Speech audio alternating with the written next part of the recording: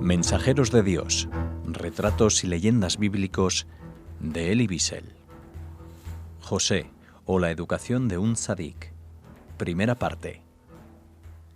Esta es una historia de sueños y soñadores, una historia frívola, profana, que aunque aparentemente no oculta nada en sus entrañas, pone en juego todas las facetas de la pasión humana.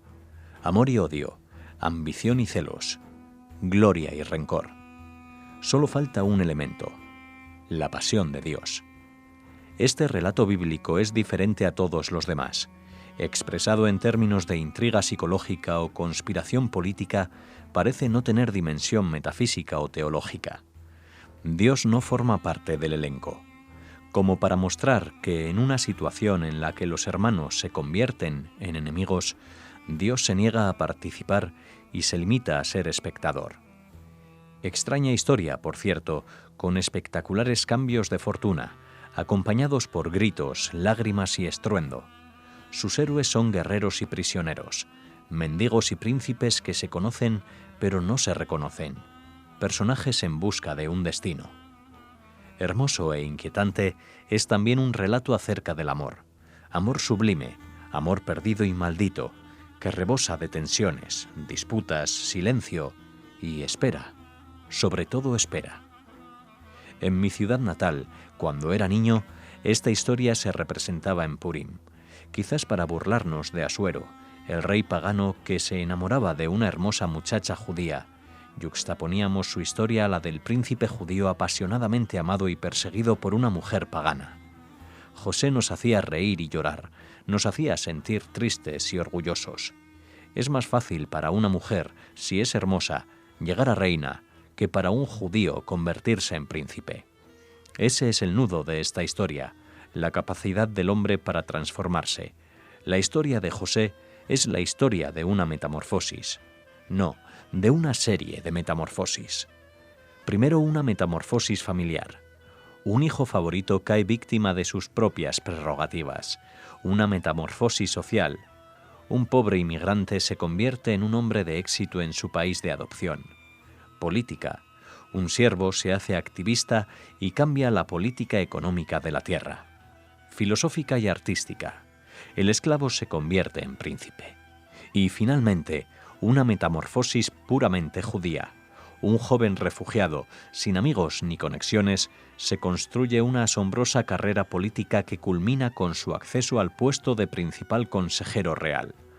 No hay que sorprenderse ante el hecho de que en nuestra literatura tradicional José sea objeto de admiración apasionada lindante con la idolatría. He aquí un judío cuyas tribulaciones tuvieron un final feliz, que no le debía su éxito a nadie, que imponía sus ideas en medios que le eran hostiles, nada más que con sus dotes naturales, que transformó el exilio en un reino, la miseria en esplendor e incluso la humillación en misericordia. No tenía deudas con nadie, y eso lo hacía un hombre libre, libre para hacer lo que quisiera. Para los narradores del Midrash, su vida es una verdadera mina de oro. José, una fiesta para la imaginación. No existía todavía una nación judía, pero ya había un príncipe judío, un virrey judío. ¿Cómo podríamos no aplaudir y celebrar? Fue amado porque ejemplificaba el hecho de que para Israel lo imposible es posible, y que en él, y a través de él, el niño judío demostraba que era más fuerte que sus enemigos, más fuerte incluso que sus tentaciones. En él, el niño judío vivía y crecía sin traicionarse a sí mismo o a su infancia. Lo amamos más, y más pronto y con más regocijo que a cualquier otra figura bíblica. Abraham es respetado y admirado. A Isaac se le tiene lástima, a Jacob se lo sigue, pero solo José es amado. José es la sublimación del niño judío. La imaginación talmúdica lo ha convertido en una especie de superestrella. Se dice que su nombre ha hecho temblar a los ángeles. A él le debemos el milagroso cruce del Mar Rojo, pero también, dijo un anciano sabio, todos los sufrimientos que deberá sufrir Israel hasta el fin de los tiempos están arraigados en los que sus hermanos le infligieron a José. En el Zohar, su misterio está ligado al misterio de Moisés. En realidad el suyo es el más grande de los dos. Entre los ancestros, ningún otro tuvo derecho a su apodo, Tzadik. Abraham fue obediente, Isaac fue valiente, Jacob fue fiel. Solo José fue justo. ¿Justo él? Él, que se casó con una mujer que no era judía, una hija de Egipto que crió a sus hijos entre los paganos. Él, que llevó una vida de lujo en el esplendor del palacio real. Él, que dispuso de un poder casi absoluto y pareció amarlo. ¿Qué fue lo que hizo para merecer este prestigioso título? Es cierto que mandó a buscar a su padre en lugar de mandarlo a un asilo de ancianos. Es cierto que no se avergonzaba de mostrarse en público con su familia, agobiada por la pobreza. Pero, ¿eran esas razones suficientes para ensalzarlo como un ejemplo? ¿Para proclamarlo tzadik? Para poder comprenderlo mejor, tratemos de esbozar su retrato y veamos si detrás de la fachada el hombre es realmente lo que parece ser y si después de todo no oculta una compleja e intensa vida interior. José, el príncipe justo y bondadoso, sabio y competente, seguro de sí mismo y dominante. ¿Cómo era él en realidad? Consultemos primero los datos biográficos contenidos en la Biblia, en la que ocupa un lugar predominante. 4 fragmentos semanales, Sidroth, se ocupan exclusivamente de él. De todos los hijos de Jacob, él es el único que es tratado como individuo, como un destino claramente distinto y propio. Su vida está narrada con riqueza de detalles. Las circunstancias que rodean a su nacimiento, el carácter de sus relaciones con su padre y sus hermanos, sus aventuras en el desierto y luego en Egipto. Se nos cuenta cómo sus hermanos lo vendieron cuando tenía 17 años y cómo se convirtió en príncipe de Egipto a los 30, y finalmente cómo murió a los 110 años. Nada se nos oculta. Sus derrotas y sus triunfos, sus estados de ánimo, sus costumbres, sus talentos, sus amistades, sus sueños, sus proezas políticas, sus conquistas amorosas. Nada queda afuera, no solo en los relatos del Midrash en los que estamos habituados a eso, sino incluso en las escrituras, donde las imperfecciones literarias del texto son sorprendentes. La narración es demasiado larga, demasiado lenta, demasiado transparente. Le falta misterio y ritmo. Comparado con los capítulos dedicados al sacrificio de Isaac o al encuentro de Jacob con el ángel, parece sobrecargado y exagerado. Cada episodio es relatado 3 veces y hay puntos obvios que se reiteran. Todo parece claro y simple, demasiado simple. Además, no solo el elenco es demasiado grande y sus personajes se dispersan en diferentes direcciones. Nos resulta difícil centrar nuestra atención en un protagonista, en una crisis, en un conflicto. Tanta dispersión es desconcertante. El problema de Abraham era su enfrentamiento con Dios, el de Isaac, su enfrentamiento con su padre, el de Jacob, su confrontación con su hermano.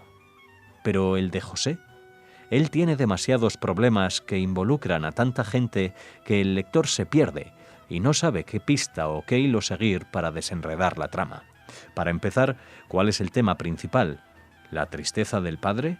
¿La malicia del hermano? ¿El candor del faraón? ¿Las ansiedades de una esposa frustrada? ¿Las intrigas de la corte real? Las leyes aristotélicas del teatro han quedado violadas. No hay unidad de tiempo, lugar y acción. Lo que tenemos es una panorámica épica, increíble, despreocupada del detalle y carente de la sobriedad y concisión de una obra de arte. A primera vista esto parece cierto también con respecto al personaje principal. Su conciencia era de orden político y no poético. Más astuto que sabio, era un manipulador antes que un testigo. Más que genuinamente trágico, era superficialmente melodramático. Seducía a la gente, provocaba el llanto, pero nunca la reflexión. Su carrera, una serie de desastres y éxitos todos fortuitos. Todo eso blanco o negro, sin nada en el medio. Se nos cuenta cuándo ganó y cuándo perdió y por qué. Lo vemos aislado o rodeado, feliz o aturdido. Lo vemos demasiado. Y sin embargo excita nuestra imaginación. Después de todo, fue el primer judío que unió a 2 naciones, 2 historias. El primero que vinculó a Israel con el mundo. No era una figura común. Le pasó de todo, y nunca en pequeña escala. En la derrota tocó el fondo del abismo. En su gloria fue un par entre los reyes que se consideraban a sí mismos pares de los dioses. Era cualquier cosa menos mediocre, cualquier cosa menos aburrido. Concebía un proyecto tras otro y los realizaba todos. La Biblia lo describe como un hombre de éxito. Sabía cómo imponer su voluntad a los demás. Despertaba odio o amor, miedo o admiración, nunca indiferencia. Algunos lo buscaban, otros lo evitaban, pero nadie podía dejar de advertir su presencia. Nadie podía dejar de tomar posición a favor o en contra de él. Se lo podía encontrar en todas partes, involucrado con la mayor frecuencia en situaciones increíblemente complejas que él se complacía en tornar aún más confusas. Cuando niño se comportaba como un rey. Cuando llegó a rey, era frecuente que se comportara como un niño. Su confianza en sí mismo era ilimitada. Le encantaba ofender a la gente y sabía que podía hacerlo con impunidad. También era actor. Cualquier cosa que hiciera, la hacía o la representaba en público. Se sentía obligado a revelar el más íntimo de sus sueños.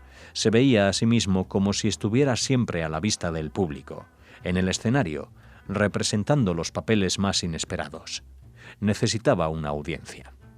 En el contexto de la narración bíblica, era una especie de héroe, que anunciaba una nueva era. Habían pasado ya los días heroicos, cuando Dios estaba presente en todas las etapas de la aventura humana, influyendo en forma directa o sutil sobre las decisiones de sus elegidos. José, el surgimiento de un nuevo estilo. José, el primer vínculo de Israel con la historia secular. José, la huida de una familia, el éxodo de una nación, los tumultuosos comienzos de una misión cumplida a lo largo de los siglos. José, el niño mimado. Fin de la primera parte.